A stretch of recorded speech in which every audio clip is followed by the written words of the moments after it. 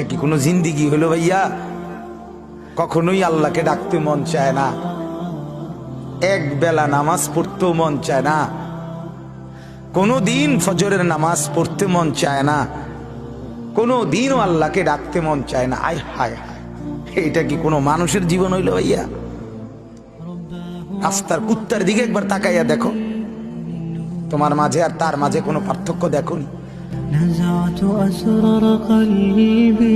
বেনামাজি তুমি দেখো, রাস্তার কুকুরে দেখো, তোমার সাথে তার তফাৎ কি দেখো না? বেপর্দা মহিলাকে বলো না যে বোন দেখো রাস্তার কুকুরের সাথে তফাৎ কি? বেহায়া নারীকে বলে এক কুকুর দুর্গন্ধ ছড়ায়, বেহায়া নারী তার চাইতে বেশি দুর্গন্ধ ছড়ায়। বেপর্দা নারী সমাজ আরো বেশি নষ্ট করে, সমাজ নষ্ট। যে মেয়েটা বেপর্দা হইয়া অসংখ্য যুবককে নিজের শরীর দেখাইলো, আল্লাহর কসম এই সমস্ত যুবকের গুনার সমপরিমাণ পীড়া ওই নাফরমান মেয়ের কাঁধে উঠবে, মহিলার কাঁধে উঠবে, কোনো সন্দেহ।